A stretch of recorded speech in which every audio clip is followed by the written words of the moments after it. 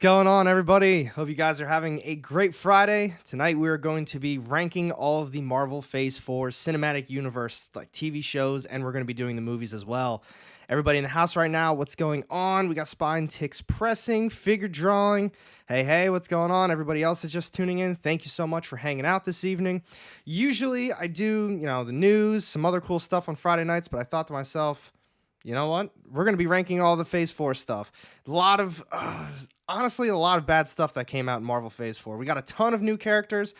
I don't think a lot of it was really that well developed. But you know what? We're going to go through the list of everything tonight. JW Storytelling, what's going on? Figure Drawing, William Marino, what's going on, everybody? Hope you guys are all having a good night. I want to hear your opinions on Marvel's Phase 4. I mean, I'm looking at the list right now. Black Widow, Shang-Chi, Eternals, all the TV shows. They've really got a bad rap over this last year, kind of year and a half, I guess. Yeah, we're probably a year and a half at this point. Let's see. I feel like the Doctor Strange 2 hate is a bit much. I'm going to be honest. I personally liked it. Phase, Snore, Casas. See, the thing is, it really was a bad phase. We were talking about this on the EXP stream. We were saying, does Iron Man 1 really hold up? And it's like, yeah, if we stuck Iron Man 1 in with Phase 4, there would be a massive difference. Iron Man 1 stands out amongst a lot of these movies and a lot of these TV shows. It is just way better. Let's see, Andrew Carnes, some low lows for sure, but actually some pretty good highs as well as for me. I can agree with that. The things that were good, I feel like really stood above and beyond everything else. Like, it was really good. Phase 4 was the best phase from Passionately. I don't know about that one, man. I don't know about that one. Joseph L., I haven't seen any of it. None of it at all. All these movies, all these TV shows, you haven't seen a single thing. Doctor Strange 2 was elite for me personally, as was Spider-Man No Way Home. What I will say about Doctor Strange 2 is I'm a big fan of Sam Raimi, and you could really see a lot of Sam Raimi stuff in that movie, and I think that's what really stood out in my opinion. I like Doctor Strange 2 as well, but it does get a lot of hate, an absurd amount of hate. And you know what? I totally understand the hate too. And the people who didn't like No Way Home, I honestly understand that as well. I think it was a setup phase for the most part, nothing too crazy. Totally agree with you on that one, 100% a setup phase. But the thing is with the setup phase is Phase 1 was also a setup, but it's the storytelling and what leads to everything else is what makes it so good or so bad. And while we did get, we got Shang-Chi, I'm looking at the Eternals, WandaVision, Miss Marvel, Moon Knight, Loki, Werewolf by Night even, tons of new characters. But the story development, the plot development, what it's going to lead into, I think it all fell extremely flat. Let's see, Shang-Chi was great. My favorites were No Way Home and Doctor Strange 2. That's true. The writing was very subpar. I was going to say extremely subpar. But that's it. We got some viewers in the house right now. Let's jump right into it, folks. So we're going to be doing, if you guys don't know what this is, it's the tiermaker.com. This is just the tier list. I'm blocking some of the stuff at the very bottom underneath the I Am Groot. We've also got Werewolf by Night, Guardians of the Galaxy. So we're really going to be going through everything. Black Widow, Shang-Chi, Eternals, No Way Home, Multiverse of Madness, Thor, Wakanda Forever, and then the TV shows, WandaVision, Falcon Winter Soldier, Loki, What If, Hawkeye, Moon Knight, Miss Marvel, She-Hulk, I Am Groot, which is awesome, by the way, Werewolf by Night, and the Guardians of the Galaxy Holiday Special. Let's see. I didn't watch any of the Disney Plus shows. JW, I think you probably made a good choice on that. I think a lot of the shows were... I'm going to be honest. I think a lot of the shows were pretty bad. I did actually like Hawkeye, though. I was gonna say I saw Cole say I forgot they did a Hawkeye show, and I thought that was pretty good. I actually think that was much better than a lot of the other shows. And to be honest, that's one of the shows that, to me, in my opinion, led into some of the other MCU stuff. I've heard good things about Miss Marvel TV show. I'll probably have to check it out. I don't know what her real name is, Iman something, but she did a phenomenal job, in my opinion, as Miss Marvel. It was like a breath of fresh air, because that was after we just got done with a ton of stuff that, in my opinion, really wasn't that good. Honestly, put too much content out in Phase 4. Look at the other phases. There's like double the amount of content. But the crazy thing is, Andrew, is that a lot of people actually wanted more content. They just kept saying, like, I want to see more. I want, we want these characters. We want this. And they kind of gave us exactly what we asked for. But at the same time, it was more of a quantity over quality type deal. And the quality was just extremely low in a lot of the stuff. I don't know what happened maybe with the budget. There was maybe COVID played a role. I'm sure COVID definitely played a role in some of this stuff. I mean, look at Black Widow. That came out. Did it come out peak COVID or was that kind of post COVID? But either way, people didn't even go to movie theaters for that one. Did it even come out in movie theaters? I think it was in the movie theaters. I know I didn't go to see it in the theaters. Iman Vellani, yes, the casting was great. She's an actual Marvel fan, and apparently she's a huge Miss Marvel fan as well. And like I was saying before, I think she was a massive breath of fresh air for this character. K-Bar, K.O. Hearn, what's going on, guys? Don't forget, after Endgame, a lot of us got MCU fatigue. I think it was kind of more, in my opinion, of they needed somewhere to go with it, and they didn't exactly, MCU phases 1 through 3, they had Thanos, they had everything with the Infinity Gauntlet. That's what it was leading up to, just this big battle between all the Avengers and Thanos. And it took, 10 years to build up to that? And it was so worth it. And that's why the entire world just tuned in to see Infinity War and Endgame, because they needed to see what happened. All these years and years of storytelling and build-up. And to be honest, it was fantastic storytelling. And the build-up was perfect. It's almost as if every movie told like a complete story. It was perfectly well done. And then we had the end credit scenes that went in addition to that. Like, okay, so we've got this story that was just built. And now maybe they throw Thanos into it real quick and he's getting another stone or a gem. Sorry about that.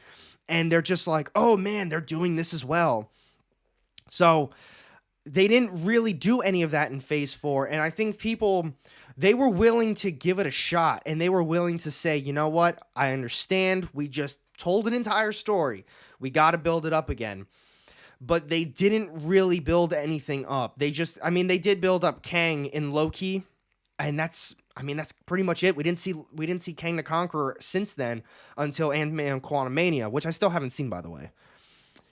Let's see. I feel like they tried to make normies happy after Endgame instead of true Marvel fans. I can agree with that, Joseph. And because they saw how popular it got over the years, they saw everybody was going to the movies. They needed to see what happened. We had people who have never seen Marvel in their life. They're watching 10 years worth of movies in a matter of a week, one weekend even, just for the anticipation of Infinity War and Endgame. People were so hyped up for that. And now they're still trying to say, all right, well, all of you guys who weren't really a fan of Marvel, look what we got now. We've got all these other characters that you need to learn who they are and love them just like the other ones. And I just don't think that worked out the way that they were wanting to. The same fan base wasn't there, and the fan base that originally was there loving all of the content, they felt like it all fell short because for the most part, I don't really think anything was comic book related. Like, I'm looking at this list of movies right now, and I mean, Thor: Love and Thunder might be the closest thing to like a comic book storyline, and it was terribly done. It was absolutely terrible. SMK, I know, man. Yeah, I know. I definitely have to see that. I'm probably going to wait till Disney Plus at this point. I had some stuff spoiled for me, which really sucked. But it's one of those, it is what it is. You don't see it opening weekend. People are posting memes. People are posting pictures, video clips. You can only stay off of it for so long. What else we do? I Am Groot was also geared towards younger viewers. I Am Groot was actually really cool, though. I thought it was a lot better. Such a shame that Thor 4 could have been done so great. I actually think that Thor 4 is probably... Actually, no, I'm not even going to give my opinions on that because we are going to start to get into it. I think I have everything in order from the time it was released. I just kind of did it based on memory, but I'm pretty sure I have the entire list. Like, let me like that. I'm pretty positive that this entire list is the order it came out in. But like I said, I've also got Werewolf by Night and Guardians of the Galaxy underneath everything.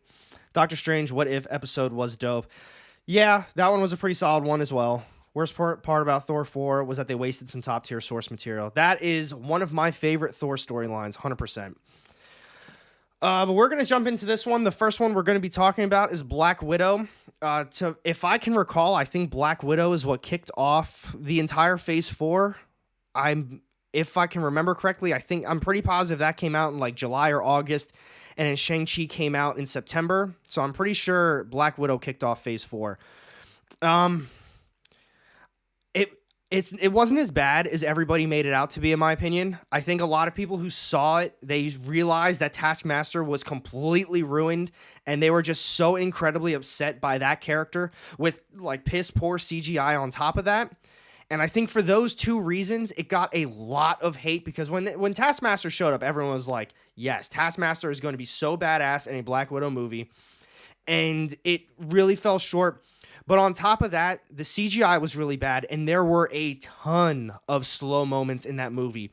It wasn't, I guess, a Black Widow movie that a lot of fans were expecting. I mean, we had Red Guardian in it, which was really cool. I don't remember, is his name David something?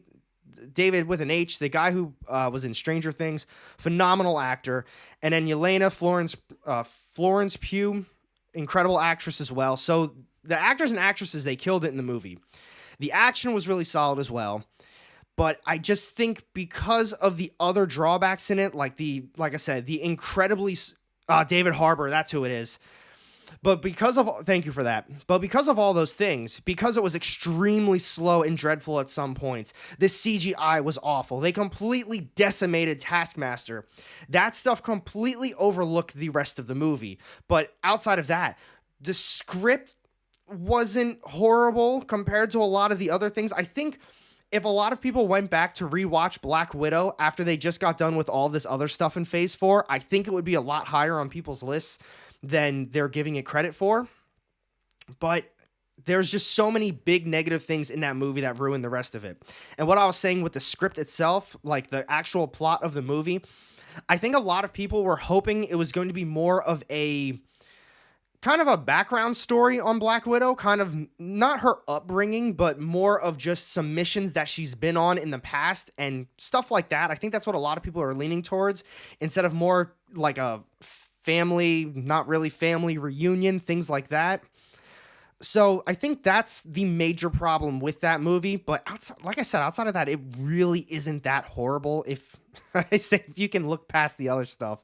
But I think what K-Bar said, Black Widow was decent, but it came out after a character died. Yeah, that I totally forgot about that. I think a lot of people didn't care about it because they're kicking off the next phase right after she died. So it was either one of those, is she actually dead or what is going on? So a lot of people didn't care about it. And KO, with what you just said, that is actually where I'm going to be putting it at. I think Black Widow deserves a solid B, in my opinion, mainly because it's not that great of a movie. There's nothing super special about it, but by no means is it a terrible movie at all. I don't think it really deserves a C, although there were a lot of negative drawbacks to the movie, but I think overall, I think a B is well deserving for that one. It really did have a great cast as well. Yeah, the movie set the table for the subpar movies and shows that followed. That's pretty true too. But yeah, great minds. I think it deserved it. Now, which is really crazy because the next one on the list we've got Shang-Chi, and I'll move that over just so we kind of all the ones going forward. All the ones I'm going to be talking about is going to be on the far right side. So the thing with Shang-Chi, then, I haven't seen that one since it came out. And to be honest, when I originally saw it, I wasn't a huge fan of it. I didn't really, same thing, I really didn't like it. I didn't dislike it either. I thought all the acting was really good in it, and I was really nervous for that Awkwafina character because she's a comedian, and I thought, all right, I'm already kind of sick of the humor that's in MCU. Like, it's not bad, and especially at this point, that early on in the phase, there really isn't that much humor, but I wanted something a little bit more on the serious side, especially with Shang-Chi. I wanted some sweet kung fu stuff. I wanted just a lot of action. That's what I was expecting in this movie. And I think they hit it. I think they did it really well. I think they hit all of those parts. It was a little bit slower, but that's to be expected with an origin movie like that. And it kind of sucks. I wish I would have rewatched it in anticipation for this, but at that rate, I could say the same thing for everything. Everything deserves a rewatch to talk about that. I like Shang-Chi more than most of this phase. I like Shang-Chi. Some minor things were annoying, but overall, a lot of fun. I really like the bus fight. Yeah, the bus fight was awesome. Shang-Chi was a C. Too much CGI. I'm going to be honest with you guys. I think this one to me is also going to be a B. And I'm putting it above Black Widow because I'm looking at this list right now, and there's not a lot of stuff that deserves A's and S's. I think there's a lot of middle of the pack, kind of lower tier movies and TV shows for this one. So I think this one, Shang-Chi, I think it deserves a high B, low A. Like I might reevaluate this list once we get some more stuff going on here. This one could sneak in at the very end of A, but as of now, I'm going to be leaving this one at B. Like it is a very high B. I don't think looking at this list that there's any other better B going on right now, but there was, to me, a lot of I don't know, a lot of slow parts, not as much action I was hoping for, but it did do a very good story. I thought the plot was good, and we wrapped it all up with, honestly, some fucking awesome action at the very end. But I can agree with KO. There was a lot of CGI. But they kind of, I guess to an extent, they kind of had to use a lot of CGI towards the end. They had that massive dragon fight scene, which was really cool, by the way. But yeah, it was a drawn out fight at the very end, and there was an absurd amount of CGI. From what I remember, I don't think the CGI looked bad in this one though. There was a lot of bad moments in Black Widow, like with some of the explosions. I think there's a couple sky scenes when they were in the air, and it just looked really funky. But I don't think Shang-Chi had that. I don't think it had that bad. But I think a high B is very fair for this one. Oh, here we go, folks. I know I'm blocking this one, but the next one that we're going to be going over, yeah, solid B. I think it's going to be the best B, and like I said, it might even sneak in at the very end of A. This next one, though, guys, good lord, Eternals. This movie was awful. It was god awful. I'm going to say the positives first. The positives of the Eternals is that the cinematography on it were absolutely gorgeous. I think some scenes, I might even say the phrase, they were breathtaking, incredible. It was incredibly well done as far as the cinematography goes. The cast was fantastic as well, although they didn't really utilize any of the members, like Angelina Jolie barely had anything. They had Dane Whitman, Kit Harington in there. He didn't do anything either. So there were a few characters that I felt were wasted. But outside of that, the action was cool. Just the fight scenes were really cool. But this was a god-awful movie, in my opinion. It was insanely boring. Hey, Sean Alley, what's going on, man? Kaiser's in the house as well. What's going on, guys? He said, Eternals puts me asleep all 4 times it took me to watch it. I didn't fall asleep because I saw it in the theaters. I actually saw it on the theaters on my birthday as well, and I was like, damn, Marvel really did me dirty on my birthday. K-Bar, I don't get the hate. I don't get the Eternals hate, but it was aggressively mediocre as a movie. Nice to see someone else thought Black Widow was decent. Mad respect. It's fact. It was, it's not as bad as everyone says it is. It's not good, but it's really not bad at all. It's probably a low end B. It sucks that it's like right next to Shang-Chi right now, but it's definitely a low-end one. But the Eternals, I really don't think Eternals has any redeeming qualities. If they made it, I think if that exact thing was a Disney Plus show, I think it would have been way better, in my opinion. They would have had a little bit more time to maybe, I was going to say dive into the characters, but Jesus, they dove into everything that didn't matter with this plot. It's almost as if they hit the third act of the movie and there was an entirely new plot. They spent over half this movie showing kind of an origin of the Eternals, a half-ass origin of the Eternals, but they still didn't really do anything with it. It's like they showed some characters, they all went their separate directions, and then they spent the kind of end of the first half, or end of the first arc heading into the third one, getting the whole team back together. And then the third arc was just this fight scene that really wasn't even a fight scene. And there was so much stuff that didn't get explained either. That literally, in my opinion, had to be either a 2-part movie or they had to make it into a TV show. I feel like those are the only two. But outside of that, the other problem I had with it probably shouldn't have had that director, Chloe Zhao. She didn't, I don't want to talk bad on her. She truly did a phenomenal job on it. But this is not her style. She's not a superhero action movie like that. This is what she's good at. She makes these gorgeous scenes. She makes all of this just like bright and vibrant, just wonderful stuff happening. And it shouldn't have been in the MCU. So let's see. Agree on Eternals. Boring movie. Didn't care about any of the characters. Lowest tier for sure. The other thing is I haven't really read much of the Eternals, if really any of the Eternals. I kind of went into this movie blindly as well. Even after the movie ended, I couldn't tell you how many of the Eternals there were, and I couldn't even name more than half of them. At this moment, I know there's one with a K. I don't remember any of the Eternals' names. I wasn't looking forward to the movie. Same thing with Guardians of the Galaxy, though. When Guardians popped up, I wasn't looking forward to that either. I thought it was going to be a stupid movie. And then we saw the cast, and then all of a sudden, they really made an incredible movie. They could have done something similar with the Eternals, not in the humor side of things, but they could have made something where these characters really stuck out, and they really made, us, the viewers, want to continue watching the Eternals or care about the Eternals. And it was awful. Figure drawing, Chloe Zhao ruined the Eternals, not Disney, just as Taika. See, what the problem is Taika, however the hell you say his name, he absolutely ruined Thor 4. He ruined it. Chloe Zhao, I don't want to say she ruined it, even though she was obviously a director. I don't think she was the right choice. She is a good director. This movie was just not for her. Did you? No, I did not. I did not read any of the Eternals ever. My dad's always told me they are boring as all hell. The Eternals suck. And I was like, gotcha. Not going to follow it. Don't care. An actual comic book loving director would have saved the Eternals. I can believe that too. To me, this is a very specific type of movie.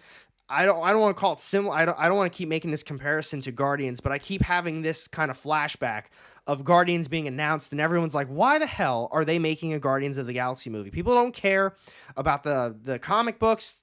They can make something so much cooler that everyone wants. The Eternals is the same exact format, in my opinion. Something nobody cares about, but they're interested in seeing to see what they do with it. And then all of a sudden, it just fell completely short.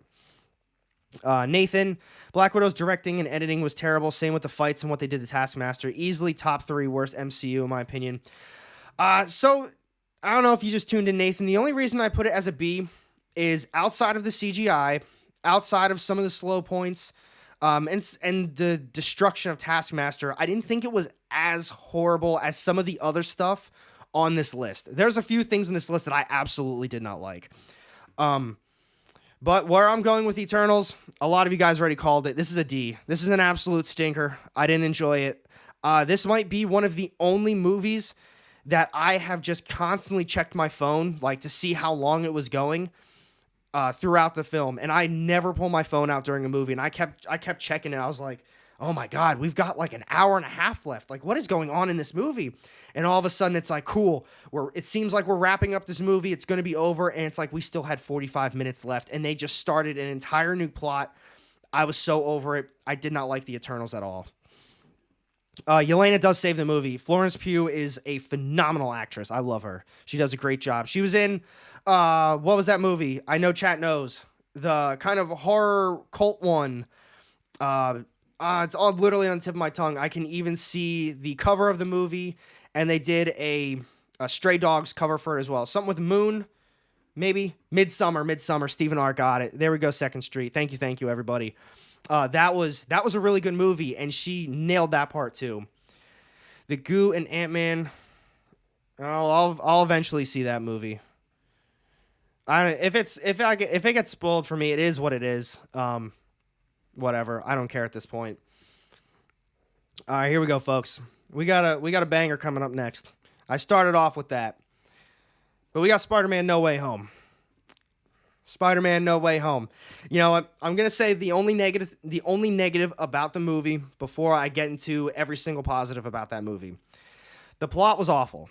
I don't care how much you love it. I don't care whatever you think about that movie. The plot was bad.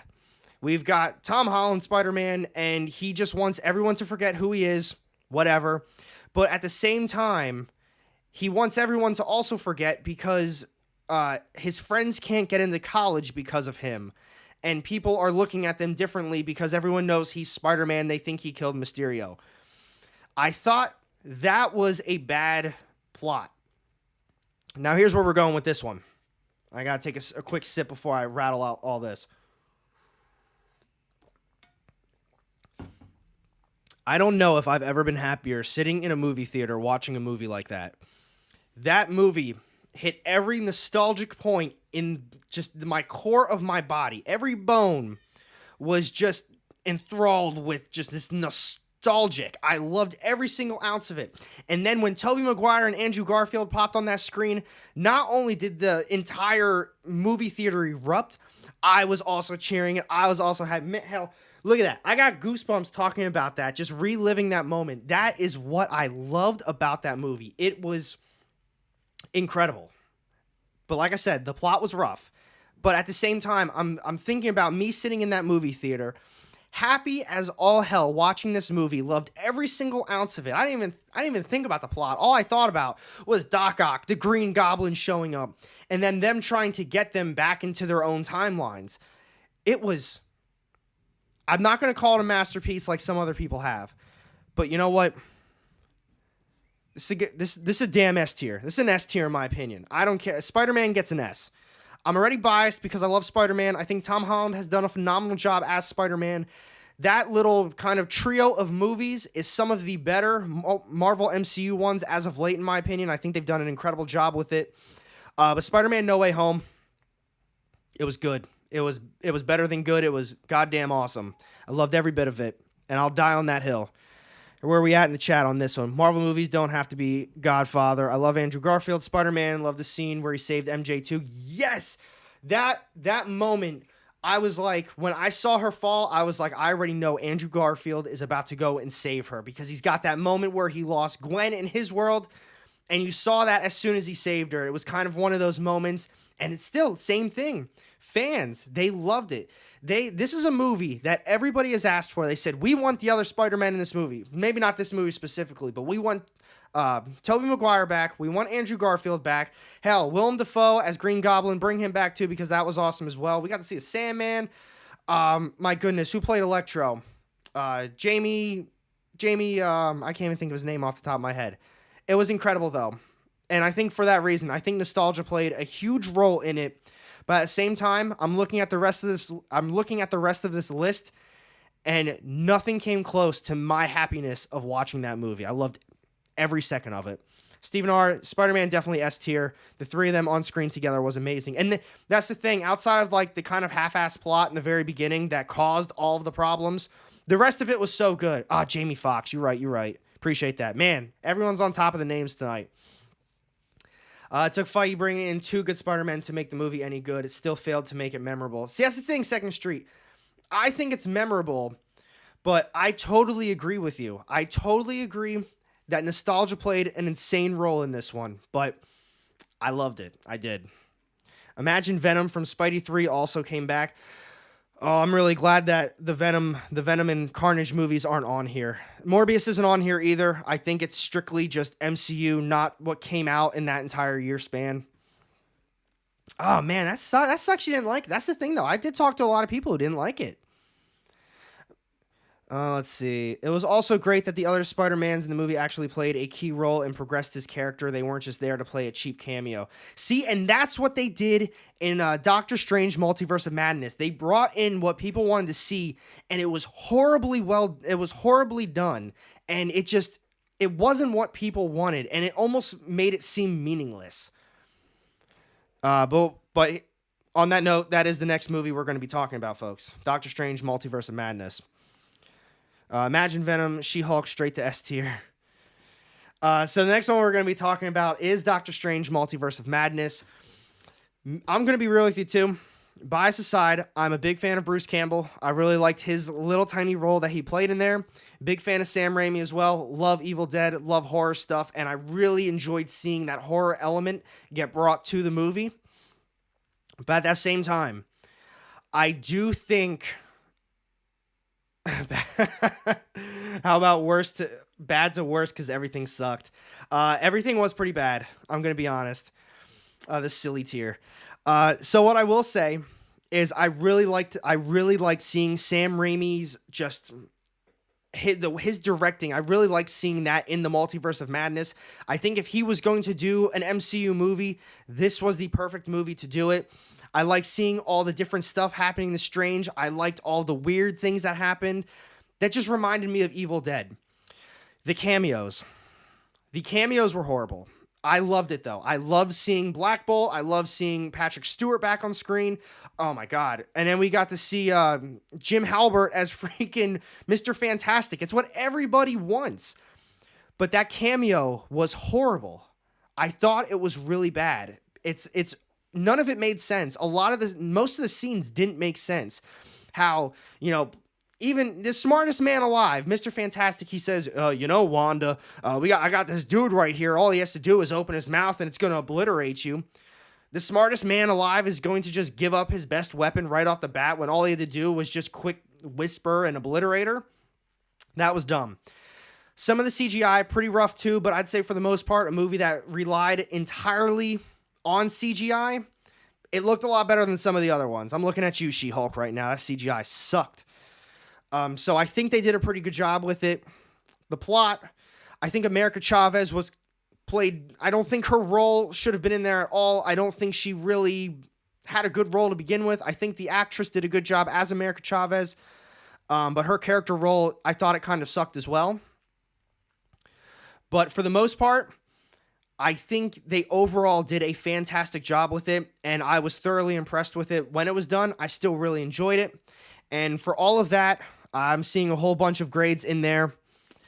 I'm going to be honest with you guys. I'm putting it at A. I think it deserves an A in my opinion. I couldn't put it on S because right now we got Spider-Man No Way Home as an S, and I'm looking at both of those side by side. Doctor Strange Multiverse of Madness was not nearly as good as Spider-Man No Way Home. It just wasn't. It was very good in its own way. There was a lot of problems with it, and there's a lot of problems that I had with it even while I was watching it. I knew it was going to be quirky. I knew it was going to be a little bit on the odd side because of Sam Raimi, but I love the music that was in there. I love the weird little effects. Cameos were bad. America Chavez was bad. Plot was bad. Honestly, even Wanda. But I think overall, plot aside, it was still a very fun movie, and it was a lot more fun than a lot of the other stuff that was on here. JW, I think that is probably a good way to put it. I'd probably, realistically, I'd put it at an A- if I could. It would be on the low end of A. I do think it is better than a B, because when I walked out of that movie theater, I really liked it. I was like, yes, this is so good. Going from some of the TV shows, Eternals, Shang-Chi, Black Widow, this stood above them, in my opinion. It stood well above all the other ones, besides Spider-Man, obviously. It was a good Spider-Man movie, having all three of them together, hands down. Great, enjoyed every minute of it. I'm 62, and I've always been a big Spidey fan. That's awesome. I'm glad you enjoyed it. The X-Men theme, yeah, see, and they just threw so much cool stuff in there. And the same thing, some of it hit nostalgia. To me, maybe some of it played bias, but overall, I think they did a really good job with it. Oh, man. So, matter of respect, Miss Marvel also gets an incomplete for me. Couldn't make it past episode 3, and Jane, no desire to revisit. Well, I see you mentioned Jane. So we got Thor: Love and Thunder up next. All right, chat. How you feel about Thor: Love and Thunder? It's cool to see another Sam Raimi movie pull good in the box office numbers. See, the other thing, before we get into Thor: Love and Thunder, because I got to see what everyone wants to say about Thor. I was seeing some stuff that Marvel changed a lot of Sam Raimi stuff. They went in and they really changed a lot, and he wasn't happy with it at all. So for that reason, I kind of like, man, that really sucks too. All right, we're seeing Thor 4 is a Z, S+, Spitzkoff. I don't know if you've been screwing with me on all these, but that one, I don't know about that. C-. Moon Knight was most disappointing of the bunch. C. So here's what we're going to do. I'm not going to spoil everything, but I think it might be the worst thing on this list, in my opinion. I hated everything about this movie. I had at least some positive things to say about the Eternals. I really liked the action. Cinematography was great. Had some good moments. For the most part, it was extremely boring, but I feel as though I did learn some things throughout the movie. I learned a little bit about the origins, learned a little bit about the characters. None of them were really memorable. Didn't really care about a lot of it, but it was interesting for at least a little bit. Thor: Love and Thunder was probably the worst thing that I've seen from the Marvel Phase 4. Not just the Phase 4. It might be one of the worst Marvel things that I've seen them come out with. Taika, I don't know how you say his last name, but he completely obliterated that movie. The comedy was awful. The screaming goats sucked. The first time you could do the screaming goats, it's okay. I'm okay with one time. You're going to keep re-rolling that same joke over and over. You're going to keep re-rolling the same joke of Stormbreaker or Mjolnir, one or the other, just casually just panning onto the screen like some weird, awkward moment. That was so stupid. The CGI with that little kid's face just kind of blur into nothing and then just like popped in like Thor. It's like, what is going on?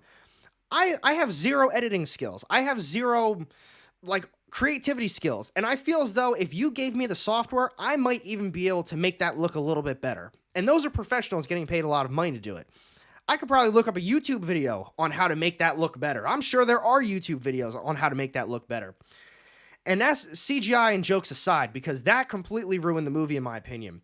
As a viewer, the amount of jokes at the wrong time, you as the viewer could not figure out the tone of the movie. They could never set the actual tone. Every single time there was a serious moment happening, it just got clouded by some stupid joke that had no business being in that damn movie. No business being in that scene, especially because then when you have a joke kind of go back and forth, and it's like, this is horrible.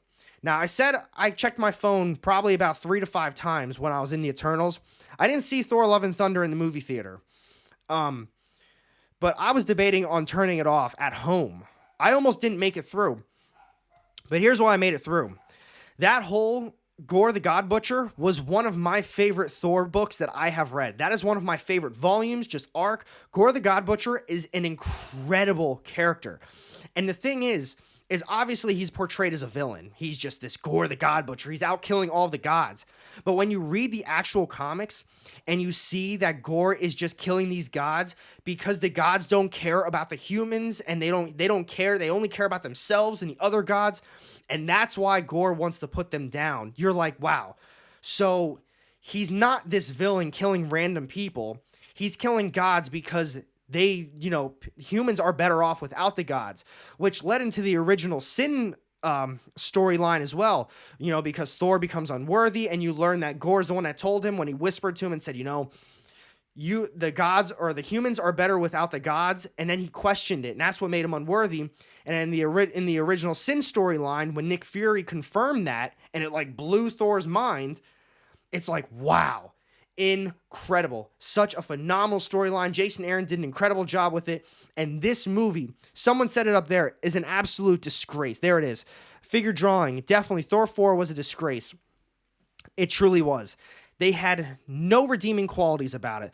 Hercules cameo was pretty cool. I will say that, Kaiser. But on top of that, the Russell Crowe as Zeus, that was a joke. That lightning bolt, I'm pretty sure you could buy that at like I was going to say Toys R Us, but Toys R Us isn't around anymore. I don't know what the toy store is anymore, like Walmart or something. I'm pretty sure when they came out with Thor 4 toys, that same Thunderbolt that was used was probably the toy that was made.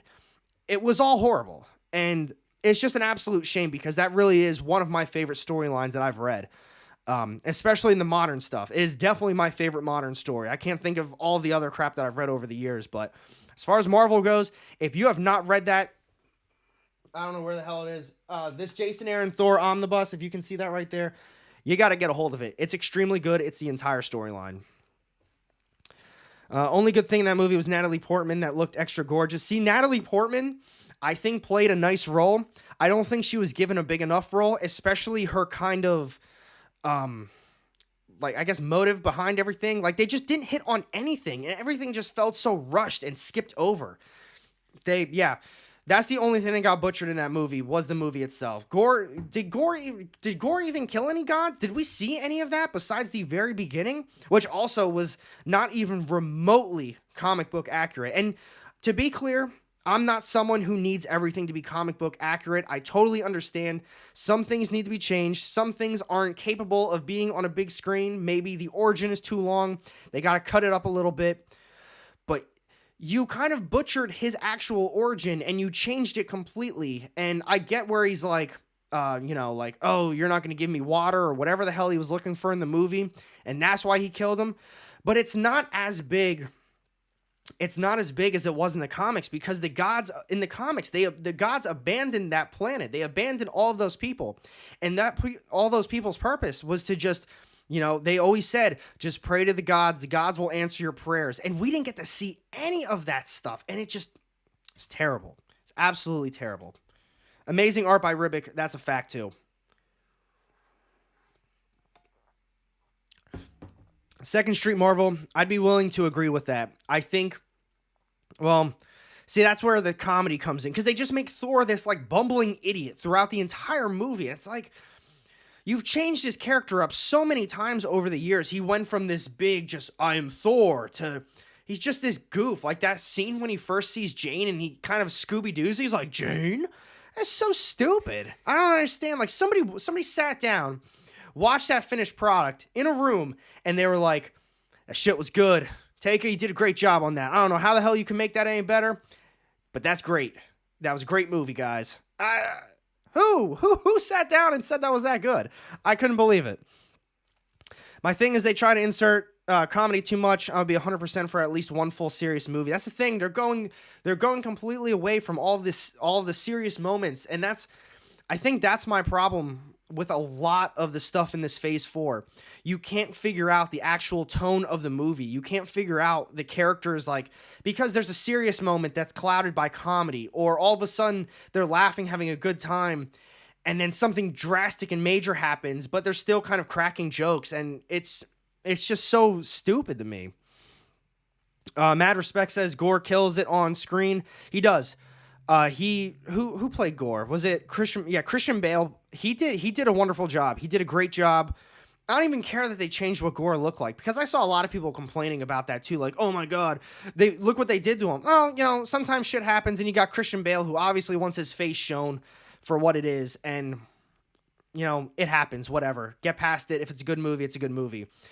They needed more of him. They needed more of him doing big Gore things, and he didn't do any of it. Y'all remember when he rode Stormbreaker like a broomstick? I really don't even remember that. I may have actually fallen asleep during that movie for about a good 10-15 minutes. The opening is what killed it. See, that's what I thought. I was watching it, and we got to the intro, and I was like, that's the intro. I was like, oh, here we go. This just set the tone for where the rest of this movie is going.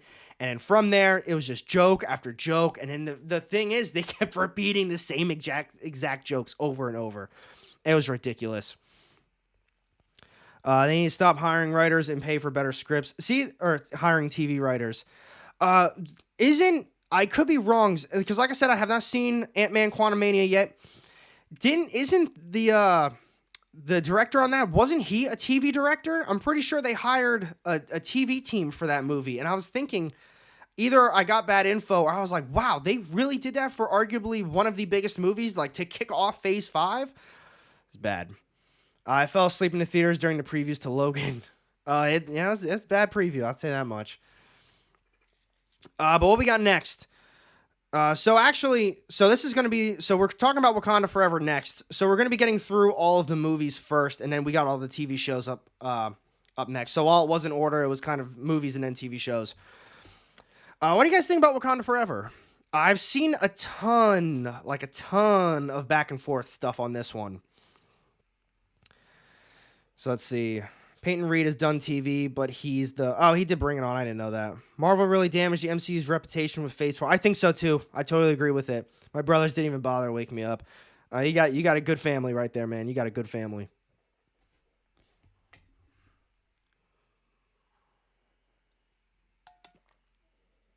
Oh, see, I didn't know that. Ouroboros Snake says the writer was a Rick and Morty guy, I believe, and Peyton Reed was known to direct mostly comedies. I think I saw something about Rick and Morty as well. Quantumania is Phase 5, and that's what I felt as well. I didn't watch it like I've mentioned before. I didn't watch it yet, but I saw that it was a lot of people said it was a pretty bad start. So with Wakanda Forever, I saw some people talking about this one earlier. I didn't really want to bring my opinions into it until we got to it. I did really like it. I will say that. I really enjoyed it. I think they did Chadwick Boseman an incredible service in the very beginning. I love those scenes. I think it was great. From what I remember, I think the CGI was very well done too. I think a lot of people were saying, oh, they fixed a lot of the CGI. They did a great job with it. I tend to agree with it. I don't think there was any moments where I was like, oh, that looks horrible. Namor, everyone was obviously complaining that they changed the origin. They changed even how they say his name. The whole Atlantis didn't really sit well with a lot of people. It didn't bother me. I didn't think it was bad. I really liked Namor. I thought or I don't even know what they call it, Talakans or something like that. I think whatever that was, it looked fine. My main problem with the movie is I think Riri Williams, while I think she was fine, I think her as an actress for Riri Williams, Ironheart, she was okay. She had no business being in that movie at all. Kind of like with Multiverse of Madness, America Chavez, I don't think Riri Williams should have been in that movie. I don't think her role was significant. I don't think her screen time was that good. She almost seemed more like a nuisance, in my opinion, for this movie instead of this nice supporting cast like she was supposed to be. I think everybody else did a really good job. I think the plot was very generic, and I think that's what also hurt the film, because Riri Williams, she created whatever that device was that found vibranium in the ocean. That's what the drillers were using. And then obviously Namor and his people were angry because they think it's Wakanda, or they want to get Riri Williams, but they're trying to bring her back to Wakanda for whatever reason. It was a scattered plot, and I was thinking about that while I was watching the movie. I was like, man, every time she's on screen, I'm just not really enjoying it. But the chase scenes were cool. I personally thought the action was really cool. I saw, where was it? Action looked so robotic from Kaiser. Man, the recast T'Challa Crybabies can kick rocks. Also, Namor Rage, please. He's a great actor. I thought he was a really good actor, too. Wakanda Forever was pretty good until the third act, Steven. I can agree with that. I think they went a little bit too long with a lot of boring shit, and I think that's what kind of killed the vibe for the movie to me. I'm actually seeing a lot of kind of back and forth. No one's really saying it was fantastic, and like I said, I think the first movie was a lot better than that one. It was a great origin story, and they did T'Challa, Black Panther, a great job. Let's see, Nakia wearing the Black Panther suit, that would have been fire. Second Street, you don't even like Marvel. I do read some comics. I read some Marvel. They're pretty bad right now, but I read some. Let's see. Oh man, Wakanda Forever is hot garbage, almost as bad as Love and Thunder. I'm gonna be real with you. I'm not putting it that bad because I personally did enjoy the movie. I feels like they did the best they could with the hand they were dealt. Yeah, it felt like watching a movie of side characters. That was the main problem with me. So I'm going to be putting this one at a B right there. It wasn't bad for a C, and I mean, we don't have a C yet. I don't think there has been really... Oh, wait. I don't think there really has been a C, like C tier, like something in between Shang-Chi and then like the Eternals. Although I see some TV shows that are going to be fitting in the C tier real soon. But by no means is Wakanda Forever an S. Definitely not an A. I personally enjoyed Shang-Chi a lot more than it, but I enjoyed Wakanda Forever more than Black Widow. B for Wakanda Forever seems fair. Again, it's relative to Phase 4 as a whole. Spidey carrying, as always. Man, Spidey. Part of me even says Doctor Strange Multiverse of Madness could fit into like an actual A, sneaking into an A+. But as of now, I'm going to give it just like an A- as far as the A scale goes. Felt like watching an episode of The Walking Dead with all the dead charisma. Woo! Man, I'm looking at I'm looking at the movie list. I'm going to be honest with you guys. I feel like there's an absurd amount of B's on this list. Like, there's nothing that's really good, and there's really nothing that's bad either. Like this first one, we got WandaVision, and this is what kicked off all of Disney Plus. And I think personally, I think for their first television show, they did good, but I don't really think it was that good. I think it was extremely slow, and the problem is I actually enjoyed the episodes. Like, each individual episode I enjoyed. The problem is it kept leading to nothing, and they didn't really do anything with the plot. So they just had the time periods. You had Wanda, you had Vision, they had the family, and I thought it was like a good episode of stuff happening, but you didn't learn anything ever. And then towards the very end, it all just came together and it was very rushed. And I think this was the first show where everything was 20 minutes, 6 episodes, 20 minutes, if I can recall. Passionately, bro, WandaVision's an S. WandaVision's an A, but compared to the rest, it's an S. WandaVision's weird. First time watching, really cool, but you can't just rewatch it. I thought WandaVision was fantastic until the last episode of it. So that's where I'm going with it. I watched every episode, and I had conversations with my friends, and they were like, "Dude, WandaVision sucks." And I was like, "How can you say this sucks? It's actually a well done show. It's just a shame that they're not really doing much with it." But each individual episode leading up until the end, where they kind of did just drop the big like Agatha bomb on us, and I kind of wish that they would have stuck more with that than doing everything with Vision. But I'm kind of forgetting a little bit that happened towards the end of that series as well. But I think overall, they really did do a great job with it. And just like a lot of other people are talking about, I'm putting it as an A, and I'm putting it above Doctor Strange Multiverse of Madness. This was a really good show. I did thoroughly enjoy it. I thought the acting was great. I thought the script writing was great. It wasn't heavily relied. The CGI wasn't a heavy focus like a lot of some of these other shows were. Some of the side characters did a great job. The neighbors were fantastic, and then that's what led into her becoming, just the witch. That's kind of causing some of the other havoc in town. Even when they did do the clear white vision, it felt slightly out of place from what I remember because they just kind of sprung it on us towards the end. I thought the fight was kind of cool, and I think overall it was a fun series. And comparing this one to a lot of the other shows, I think it definitely deserves an A. Mephisto cameo, oh my god, everybody was talking about Mephisto. When's Mephisto popping in? When's the X-Men coming in? That was the biggest conversation for these at the time, and that was fun. That was a lot of fun. Is that Mephisto? Is that a sign of Mephisto? Hell, even when they did Multiverse or Doctor Strange Multiverse of Madness, people thought that Doctor Strange was Mephisto. But I do think that WandaVision deserves an A. Next up, we got Falcon Winter Soldier.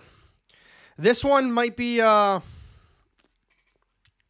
unpopular opinion, although it didn't get a lot of love when it first came out.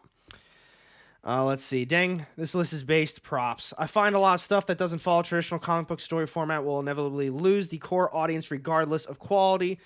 Ben Compton, we got a C. Spitzkoff, Larry, B. C from SMK. So my thoughts with Falcon Winter Soldier before I give it a grade. The action was fantastic. I thought it was really cool. To go from WandaVision to Falcon Winter Soldier, it felt like a letdown. Although it felt like a letdown because of WandaVision being so good in my book. The acting was great. I thought the plot itself was really bad. This one to me, it just heavily relied on action. They didn't really have a good balance to me. And every time there was a little bit of plot progression, the side characters, the side plots, the stuff that they were trying to accomplish, it didn't really like connect with me. I didn't really care about it. It didn't really seem like a big deal when they were dealing with it. It was like, oh, we need to find these people because what was it, like a super soldier serum? That was their whole game plan. So like I said, plot was okay. Yeah, it didn't really have a real villain. They were just trying to stop, it wasn't a corporation, but kind of that whole group. They were trying to stop that from whatever the hell they were doing. But it's like I said, and then, a lot of people were obviously talking about, like, we got Falcon. They were saying maybe Captain America is going to make some sort of appearance in there because he did get the shield eventually. But other than that, where are we going with that? B for you. Oh, a D. Had no real villain. I agree. Man, Spitzkoff, you're crazy with this. Yeah, that's true too, figure drawing. I didn't feel like my time was wasted with Falcon Winter Soldier, but I also didn't particularly care about a lot of it was happening. Like, if I had it on in the background and I had to get some work done or I had to accomplish something else, did you really miss anything? Did you really miss a major detail? Did something important happen? Probably not, because everyone's just watching it for the big explosions and all the fight scenes. And for that, we achieved our first C, chat. We got our first C today. Falcon and the Winter Soldier. I kind of feel bad because it could probably sneak into a B-, but at the same time, I don't think it really deserves to be in the B category, because while I'm looking at all these things that are in the B category, I would rewatch all of them, and I'd have no problem rewatching them. Falcon Winter Soldier, I'll probably never rewatch, and I don't care about rewatching it. It was just okay, not bad, really not that good either, but it exists. Falcon Winter Soldier has me looking forward to New World Order. I do think that's going to be cool, though. Spellman did a good job adapting things from the Sam Wilson Cap run in there. That is cool. I do have that omnibus floating around here as well. I never got to that one. The rewatch scale, I feel you. See, that's where I'm putting this one. It's really not that bad, but I will never rewatch it unless if someone I'm with hasn't seen it before and they're just like, dude, like, you want to watch Falcon Winter Soldier? Sure. And then I'll probably be on my phone or my iPad the whole time through it. Not the whole time, but I'll periodically look up and be like, oh, this... Yeah, I was going to say this is a good scene, but I don't even remember a lot of it. But definitely not nearly as bad as the Eternals in my book. It exists, yes. It also did Consequences of the Blip, which is absent from almost all of the movies except Spider-Man. See, that's the other thing. They're so kind of all over the place with a lot of this stuff. Like the Blip, they're dealing with the aftermath of it. But then all of a sudden it was kind of like, yeah, we already accomplished that in that TV show or that movie. It's done. It's over with. We don't care anymore. Just move on. And it's almost as if they never really had, in my opinion, like a closure to the Blip, which they obviously couldn't really do. But it just kind of turned into this forgotten thing. Some shows acknowledge it. Some other things don't acknowledge it at all. But the ones that do acknowledge it really go into it. Nick Spencer's Captain America is what got me back into reading. I know they just came out with an omnibus for that one. Nick Spencer, I'm still a little salty at that ASM run, though. But overall, he's not horrible. I'll say that.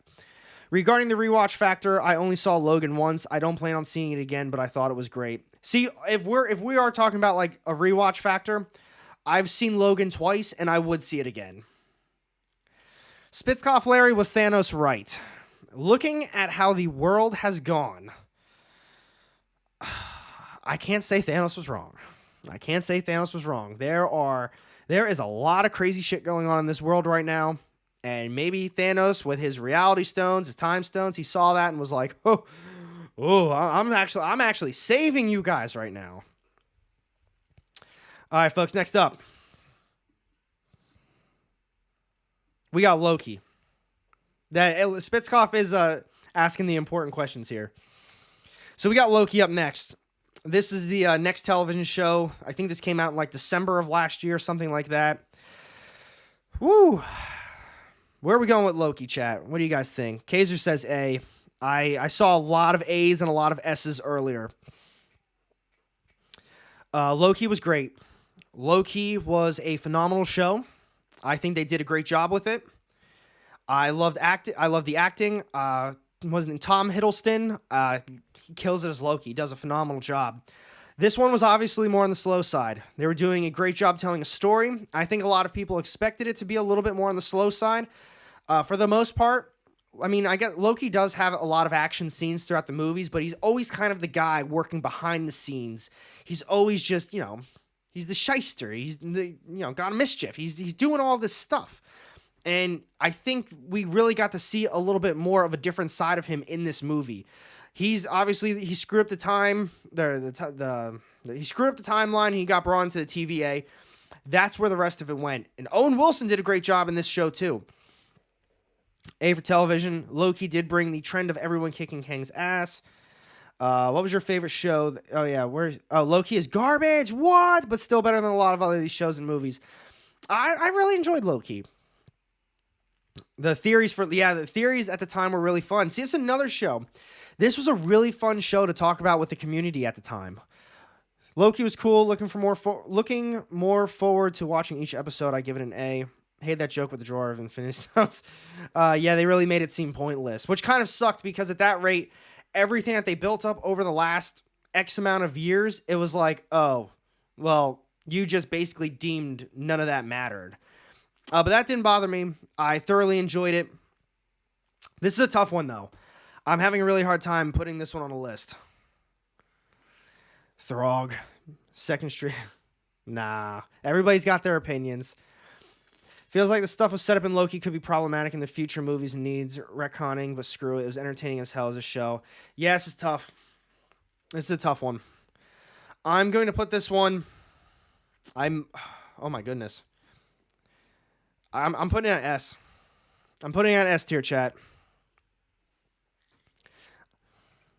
Loki really confused the normies big time. So here's my S tier. It's more of an S minus A plus. I liked it more than WandaVision, and it's not on the level. That's the thing. You know what? No. It's got to go A. It's got to go A. It's got to go A. And they did nail the finale. I was gonna say this isn't. I told myself, I literally just did it to myself. I said it's better than WandaVision, but it's not on the level of Spider-Man No Way Home in my opinion. I enjoyed it. This is an A+ show, and just because it's not in the S tier doesn't take away from how incredible it really was. This, to me, looking at the rest of these shows, this might be my favorite show. This was a fantastic show. This really is up there with WandaVision. They were both incredible in my opinion, incredible for different reasons, but they did a great job telling a story. They did a better job developing the story, developing the characters, and you are right. They did nail the finale as well. So for that, it's getting an A+. I really did love it. But Season 2 hype makes me think it belongs in S. Based on hype, I am really excited for it. If they do a WandaVision Season 2, Loki Season 2, putting them side by side, I'm looking more forward to Loki. Stop doing the shows in broadcast order. Oh, that's the list I have it in. And then it kind of also gives a little sneak... Well, I guess if you already know. Let's see. Some minor quibbles aside, I really enjoyed Loki. See, a lot of minor things, in my opinion. Next up, we got What If. I think What If was cool. Some episodes were better than other ones. This is a tough one because there were some episodes that were really good, and there were some episodes that I didn't really think were that good at all. I didn't really like the animation in it. This is what keeps coming back to me. I think for the amount of money that Marvel has, how are they not investing more money into the actual product itself? I didn't like the animation. Voice acting, didn't really care about that. Stories, like I said, some better than others, but for the most part, it wasn't bad. Sophia DiMartino is what ruined Loki more than anything. Terrible actor. Is she the one that played like the female Loki? What If overall is a B? The animation did begin improving though. I really like the zombie episode animations. Gotta go. I'll catch the rest of the vid later. All right, JW, have a good night, buddy. Have a good time with your family. It's Friday night. Go spend some time with them. Man, I really enjoyed What If.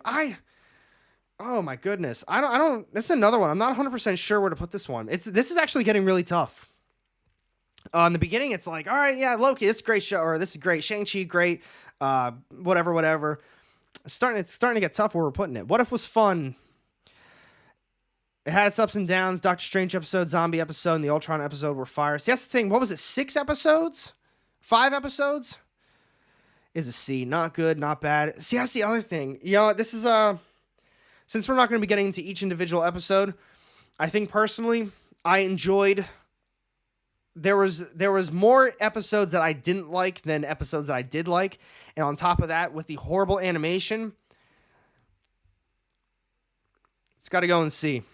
It's got to go C. It's a high C. I could see a low end B, but it's not getting a B. There's some other shows in here that I think deserve it. I think What If is a C to me. Hank Pym shoots, let's see, B tier, D, low end B. It's so if we go in specifics of each episode, like you said, the zombie one was great, Ultron one was sweet. I think C is good. I think C overall is good for it. Now we got Hawkeye. Really better than so that's the thing. Falcon Winter Soldier, it wasn't bad, but it really wasn't good. There were some What If episodes that I really liked. Like, I really enjoyed them, and I was like, man, why aren't the rest of these like this? This is fantastic. But the other ones were very low. So for that reason, I'm putting it above Falcon Winter Soldier. A+ for Hawkeye. What If B? I'll skip it then. It's not worth skipping. Just because it's in the C, I don't think it's worth skipping. I don't think the episodes were very long, and some were better than others. But for the most part, lower end show. If it didn't exist, that's the other thing. I actually really like What If. But if it didn't exist, shit happens. Andrew Carnes. That's where I'm at with Hawkeye as well. The ending was bad. The ending was really bad. It wasn't as bad as a lot of these other endings that we still have to deal with. But I thoroughly enjoyed Hawkeye. I really did. Hawkeye's a C. Ooh, I don't know about that. Hawkeye's B. I could give it an A. Carve out in the days. Yeah, you definitely could. You could bang that out real easy. I feel like a C and D are meant for shows not worth watching. D, definitely wouldn't watch. So here's kind of where my tier list is for this one. D, not worth watching. C is kind of more of background noise where you kind of peek up every once in a while. Maybe you're, like I said, maybe you're working, you're typing something, you're writing a report, and something cool happens and it catches your eye and you're like, ooh, that's actually really cool. And maybe you finish watching the rest of the episode, or you just go back to typing or whatever you're doing. That's where this falls in at the C category. B, pretty good. Not that great, not that bad. A, some good shit. S tier, we got Spidey. Shit's fantastic. There's a huge fight going on in the middle of New York for like an hour. No one noticed or cared. No police, no firemen. Just absurd. Yeah, it's like, to be honest, it's like a lot of these other shows where the ending just feels completely rushed. It just feels like they ruin it. But to be honest, I really liked Hawkeye. This is up there in my opinion with some of the other shows. I don't know. This might make some people hurt. But I'm gonna have to give Hawkeye. I'm gonna have to put it at a low A. I think I have to put this one above Doctor Strange Multiverse of Madness. It's not as good as Wanda, not as good as Loki, but was there 6 episodes, and all 5 of those episodes were fantastic. They were very well done, and I think the ending is what ruined it. I honestly think if the ending nailed it, or at least was a little bit better, where some of the stuff made a little bit more sense, didn't feel rushed, I'd put it above WandaVision.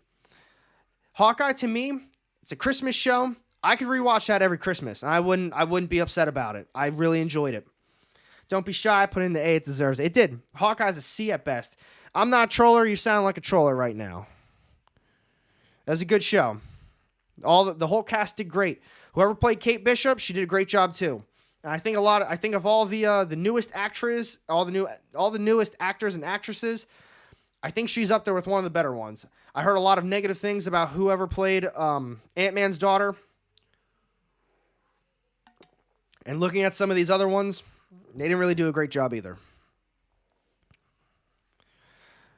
I appreciate the hot take. That's the other thing. I might not be happy with a lot of people, but it's overall it's a very good show that is 100% rewatchable every year for Christmas to me.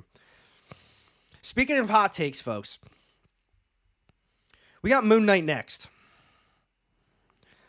This one's probably going to hurt a lot of people. I didn't like Moon Knight at all. Like, I did not like it. Shit. Here we go. The ending was god-awful, like almost every other Marvel show that they've done.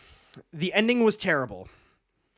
Oscar Isaacs and Ethan Hawke did an incredible job with what they were given.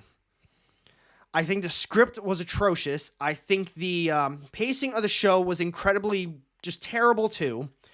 I think episodes 4 and 5 were the best ones. Whatever ones where he was in the hospital or whatever that was. I think those were the best episodes, and I honestly would have liked to see more of that.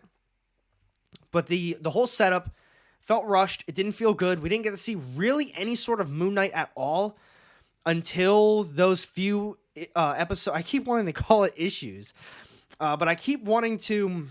I wanted more out of it, and it felt all over the place.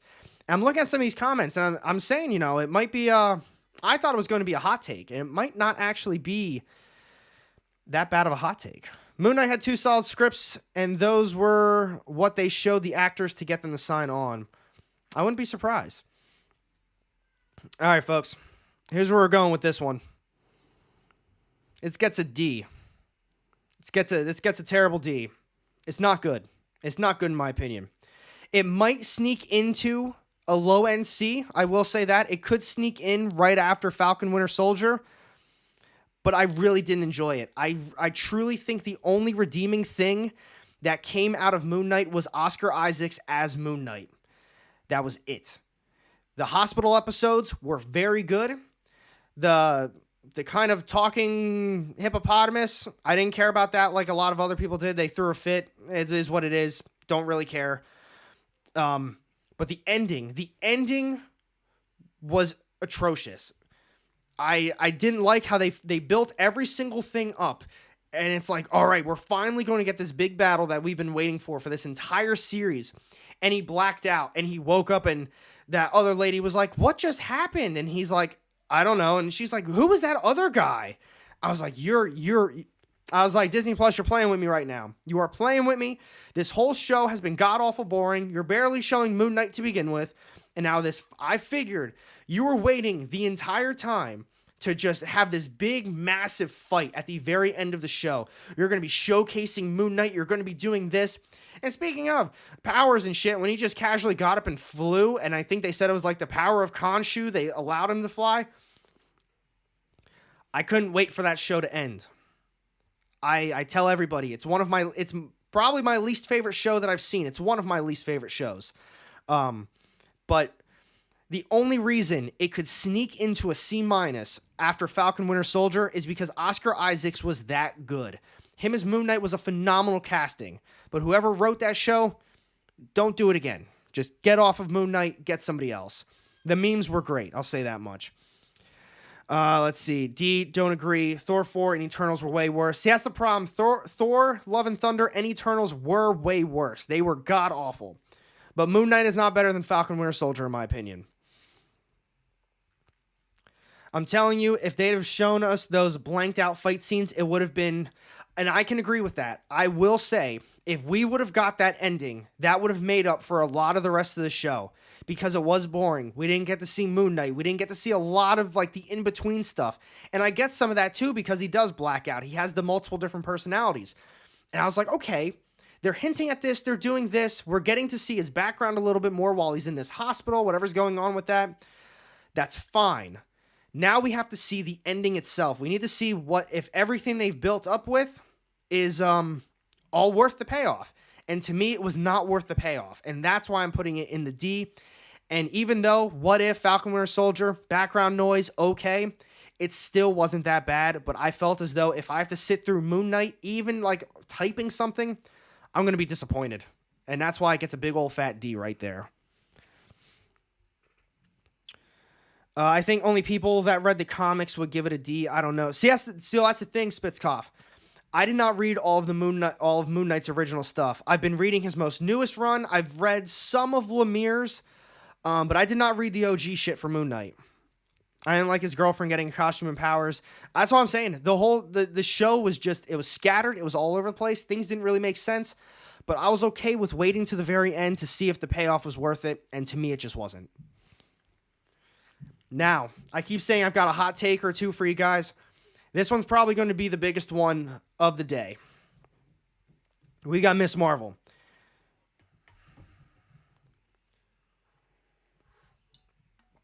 Let's see. Lemire run was all right, but I can't even say that name. Ooh, SMK came in straight away with the F. I'm imagining a lot of Fs for this one. I'm imagining... Oh, there's no F on here. I'm imagining a lot of Ds, the end of the Ds. I'm imagining a lot of Cs. Like I said, this one might be a hot take for a lot of people. All right, we're getting some Bs. Miss Marvel and A. Ooh, okay, Second Street. Second Street, our opinions aren't too far off like some of these comments are saying or seeing. D, Miss Marvel is good. Again, succeeded with targeted demographic. All right. So here's what we're doing with Miss Marvel. I'm not putting it on a list yet because I actually have to kind of think about where this one's going to go. And like I said, this is probably going to hurt a lot of people. I think someone put her last name in the chat earlier, Iman Vellani. I'd hate to butcher her name. She was phenomenal. I'm looking at this list right now. She might be my favorite. I think, is my favorite new actress that entered into the MCU in this Phase 4. Everybody. Simon, who played in Shang-Chi. I'm looking at whoever came into Loki, even Oscar Isaacs in Moon Knight. They all did great jobs. They all did great jobs in their own way. She was an absolute breath of fresh air. She was so good. She was so excited. She was so happy in all of her scenes. Obviously, she's a teenager, and I do think a female high school, like, teenager demographic is probably what they were aiming for with this show. And I mean, that's what she is. She's a teenager going through high school. She's dealing with a lot of problems. But the thing is she hit the nail on the head for everything. You saw her embarrassments. You saw her happiness. You saw when she was upset. You saw her parents not wanting to let her go to parties or go out at night. There's very strict parents in that household. It was good. She nailed it. I thought all the episodes were very good as well. My main issue with the series is they introduced that second plot where she went to wherever, that other country that she went to. I think that was episode number 4, and then number 5, and then the final episode, they were back in Jersey. Episodes 4 and 5, assuming that's correct, should not have been in that show at all. It absolutely ruined the flow of the show. It ruined everything that they were building up to. But the ending was still good. If you minus out those couple of episodes should have been a season 2. Easily, in my opinion. Action scenes were lacking, but Mark, the only thing about that is I'm willing to say that's okay. I'm okay with the lack of just action scenes. She's figuring out who she is. She's figuring out who she is as a superhero, even how to use her powers. But that's where I think they should have used episodes number 4 and number 5 for. She's finally getting into the swing of things. She's figuring things out. They should have kept it all in Jersey. They should not have went to that other country to do that entire thing with her grandma, whatever the trains, the whole, whatever they called it. It should not have been there. But outside of that, she was anything that they put her in, I have faith for, just because she's going to make the scenes better. She's going to get into that scene and she's going to be smiling. She's going to be like so happy seeing other superheroes and just being part of the group. And like I said, this one's a tough one. But I'm going to have to put this one, I think I have to put it at a high B. Here we go, folks. Does that one work with you guys? I thought this one was going to be a tough one. I do think I put that one on the same level as Shang-Chi. I think that's a number 1, number 2, like they could interchange. And I truly think if they would have removed those couple of episodes and continued on with her, congrats, AR, you just got canceled. Oh, that sucks. I have questions as to how the mutant gene is somehow in her. She is the first mutant in the MCU. If so, how?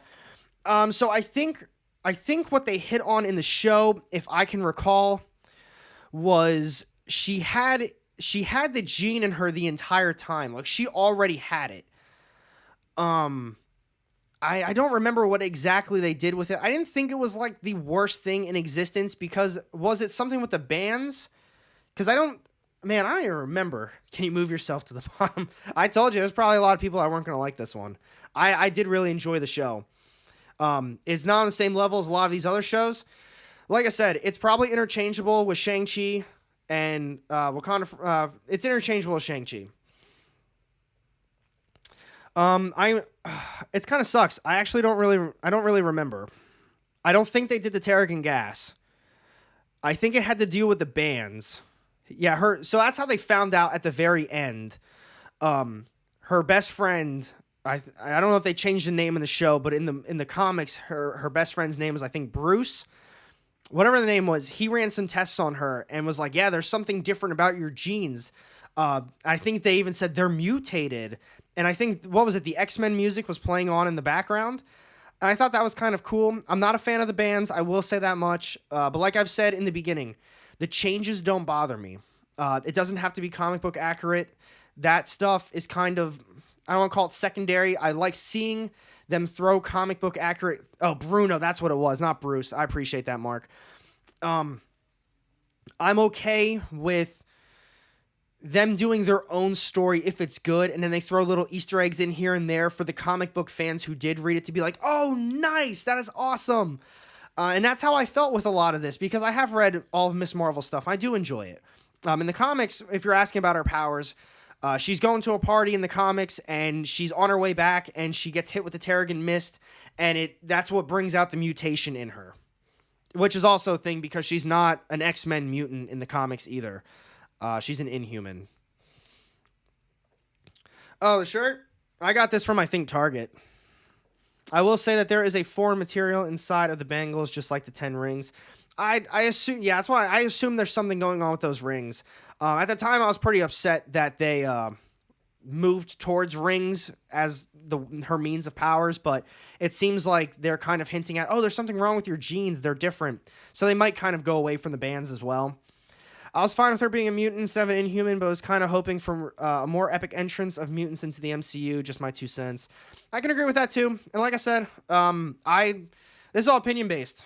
I mean, there's a lot of people who said there's D shows in here that other people are saying A's and S tier. But I did truly enjoy Miss Marvel. Even those two episodes that probably shouldn't have been in that season, they weren't bad. They just didn't flow with the show itself. And the ending I thought was solid as well. I thought the ending was really good. Overall, show was still solid. So, yeah. So this next one. Oh, here we go. Here we go. All right, chat. She-Hulk. Let's get some of your opinions on She-Hulk. This is gonna be a rough one.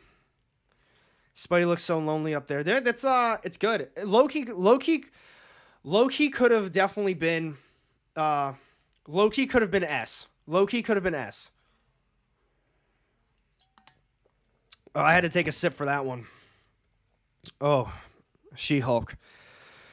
I don't even know where to begin with this this mess. It's an absolute mess. It's terrible. It's not good. So here's how you have to go into this show though.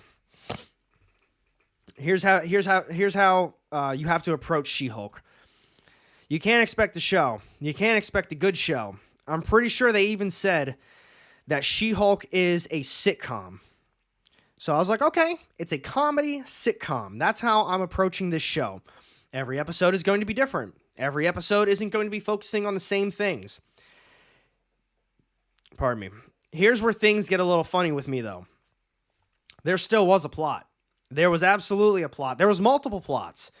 Not just in the same episode. Man, I need another drink for this one. I'm telling you, I'm gearing up for this one.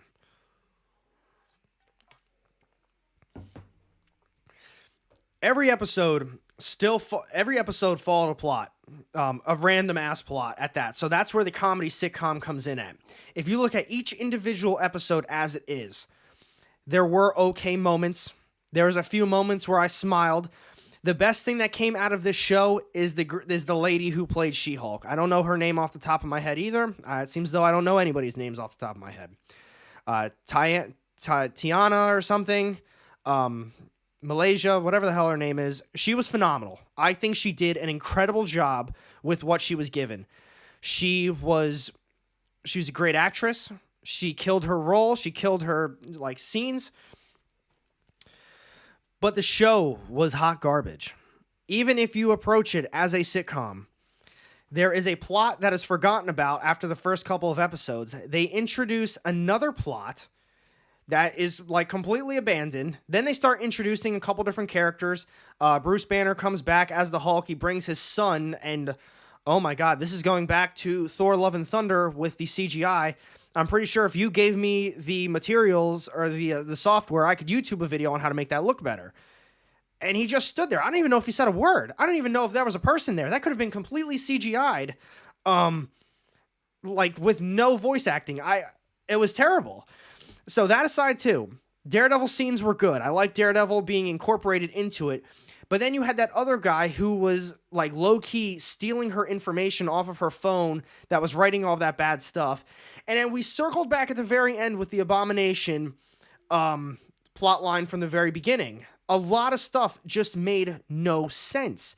And then they topped it off, chat. They topped it off with that stupid ass ending where she broke the fourth wall, which we all knew was eventually coming because that's what her comics are. She does it. It is what it is.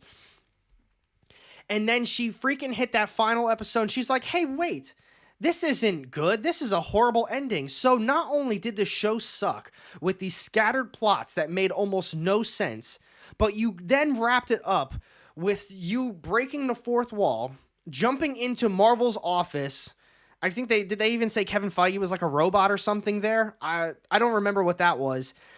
And then on top of that, she was like, okay, this is a little bit better then. She got what she wanted out of the way, jumped back into the scene, and then they just ended it.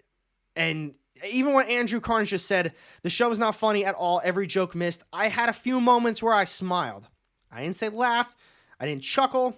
I smiled. Just a little like a little thing just like that. And the show was just garbage. The whole Kevin thing was introducing some major things, but it was all overshadowed by terrible dialogue. Yeah. Yeah. The Daredevil episode was it was the best one. But the CGI was utter garbage. And even in the beginning, the way that she turned into She-Hulk, like I said, I don't care if it's comic book accurate. It was okay. It is what it is. Got into a car accident, blood got into her, whatever. But then the CGI that happened right after that, all the stuff that Bruce Banner was saying is like, yeah, I got this big notebook. I've got this book on how to become the Hulk.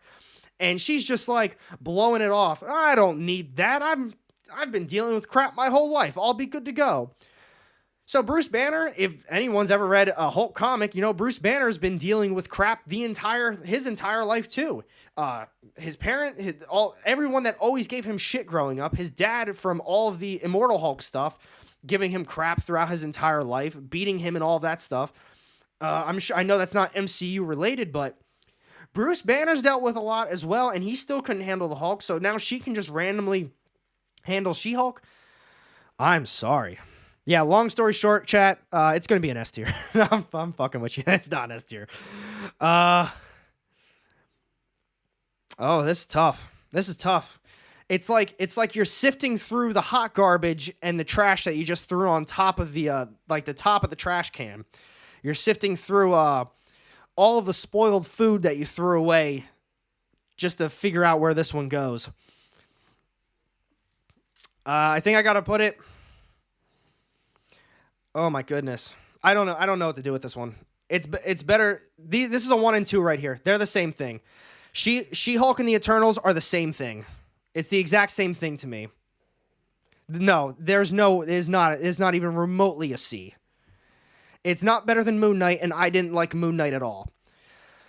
But however, these small moments that were in there, these small moments, make it better than the Eternals, because I was bored as all hell through that movie, and Thor: Love and Thunder is probably the worst Marvel thing that I've seen. But I will say that She-Hulk and the Eternals are probably they're the same thing. It's literally Moon Knight, and then She-Hulk Eternals, and then it's Thor: Love and Thunder. Justice for Eternals. I really didn't like the Eternals.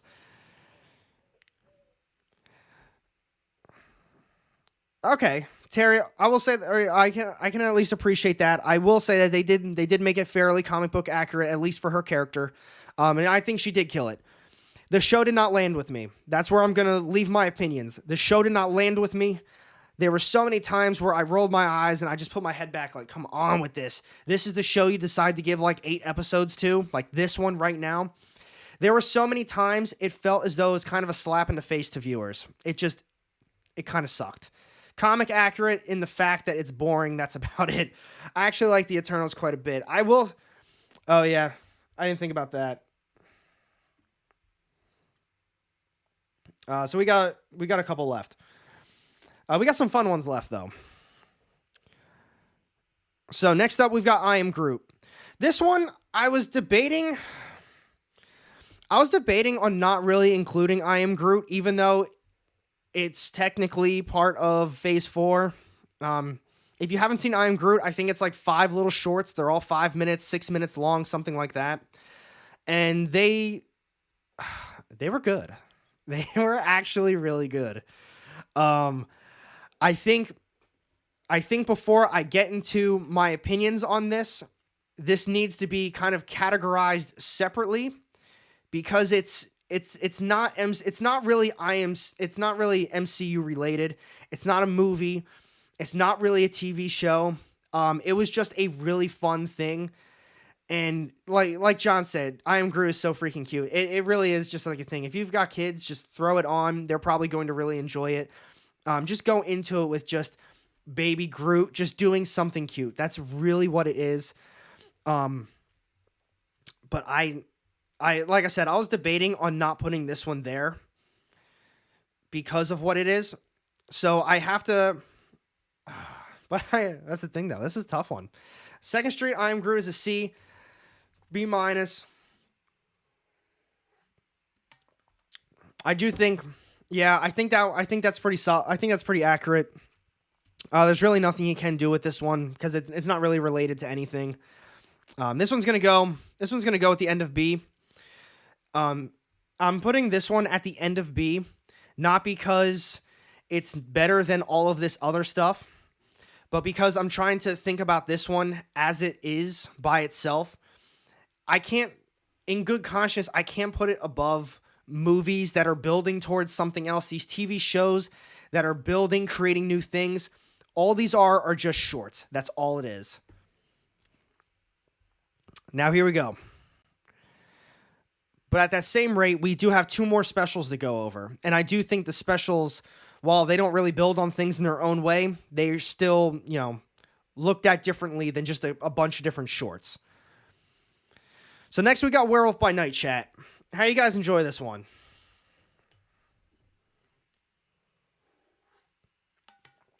Because in my opinion, this was a hell of a good one.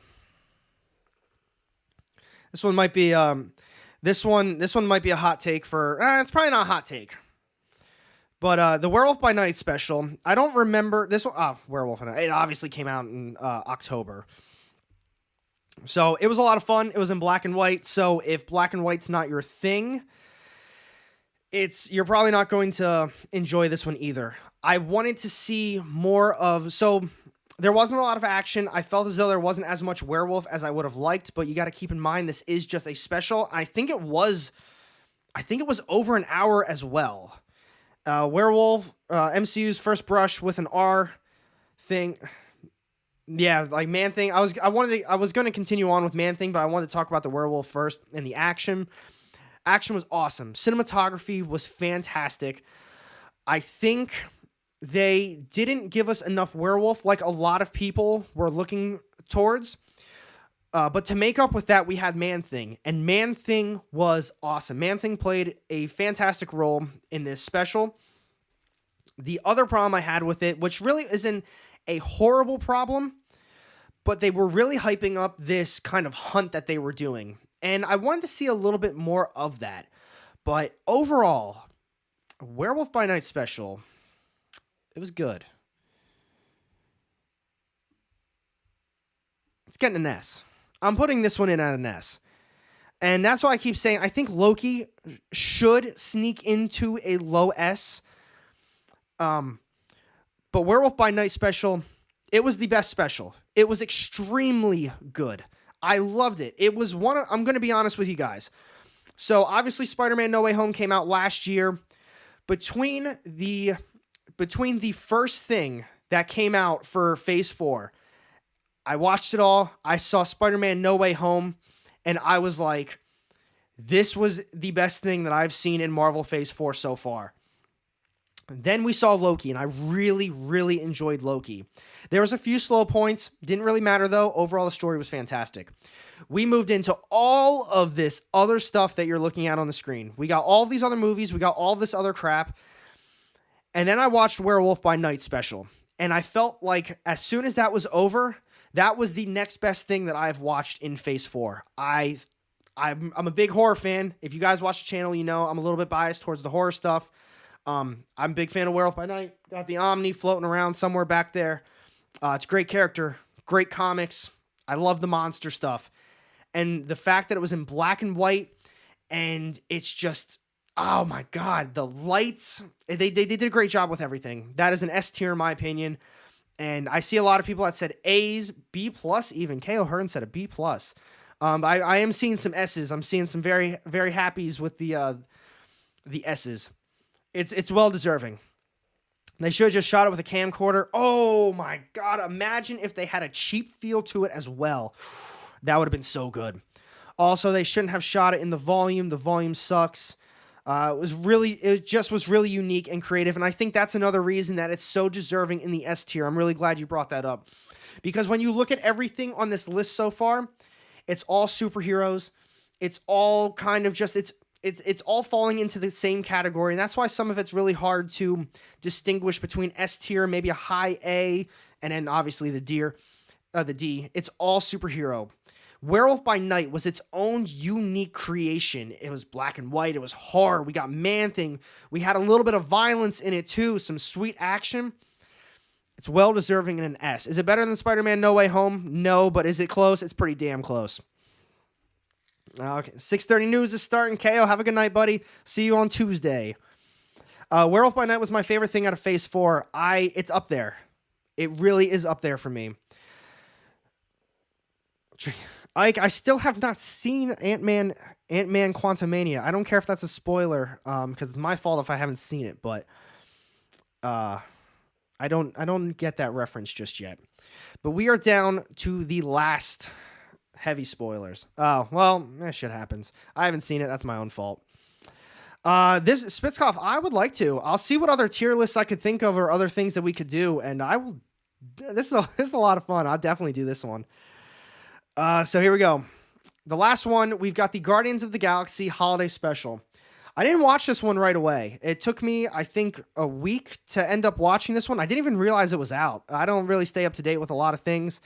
And my dad was telling me about it, and he was like, dude, it was really good.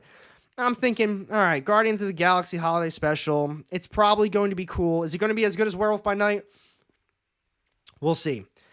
And it was really good. SMK Phase 3. I'll go through all the phases. Hell, I'll even do I'll do all of Marvel Cinematic, but I gotta go back and rewatch some of the stuff if I do the other phases. I'll probably, if anything, I'll probably watch them by phase. I'll do a tier list of that phase, and then once it's all done, I'll do something for like everything. So here we go with this one, and then we go to Snyderverse. I'm telling you, these are a lot of fun. So the holiday special, I really enjoyed it. Does it stand above some of this other stuff that we've been talking about tonight?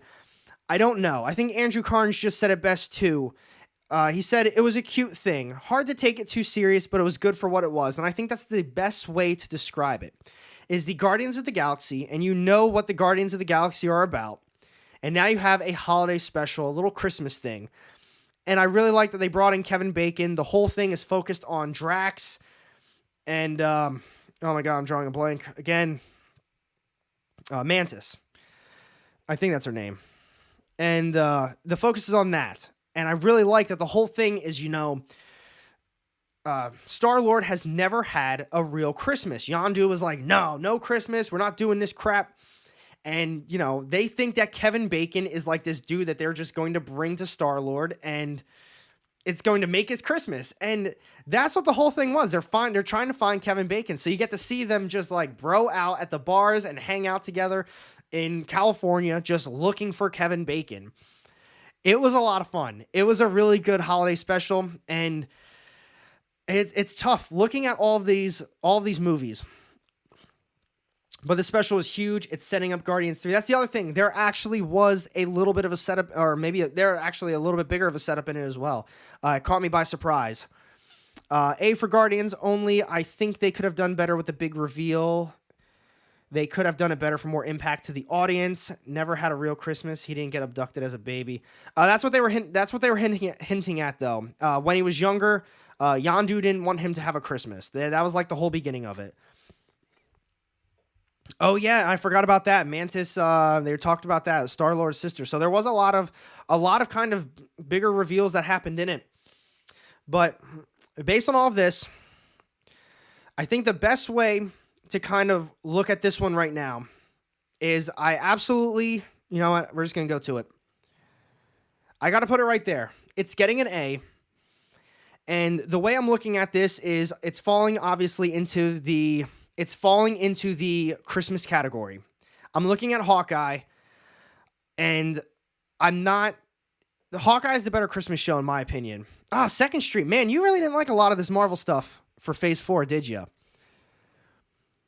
I think it was really well done. I had a lot of fun watching it. I had a lot of smiles. I liked the music that they had in it, and just the overall, it was just a fun special. Did I like it more in Doctor Strange Multiverse of Madness?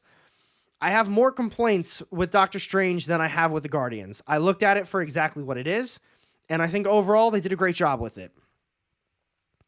So I do think it belongs in the A category. Is it better than Miss Marvel? It is. Is it better than all that other stuff in the B category? I enjoyed it a lot more than all of that. So if anything, maybe it could sneak behind Doctor Strange Multiverse of Madness. But I think that's a fair spot in my opinion. The music was amazing in the Guardian special, doing all right. Oh, different conversation. But that's where I think those ones belong. And I know, like I said, a few hot takes coming from everybody. Or I got a few different opinions on some of this stuff. But that's it, guys. That's a wrap. That's the tier list. Actually, let's take a quick peek at it one more time.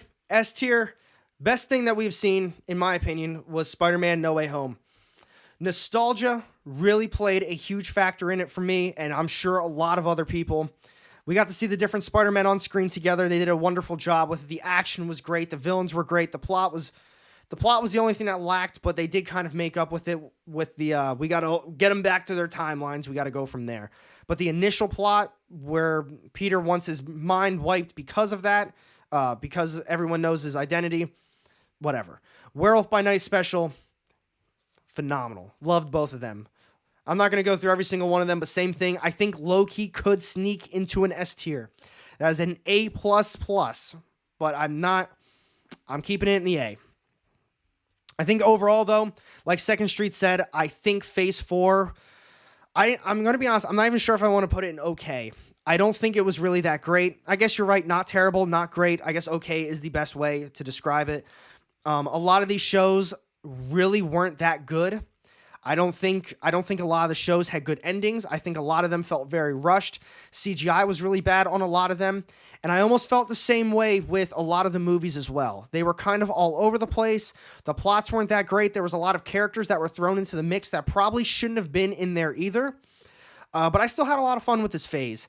Not nearly as good. John says Phase 4 equals a C.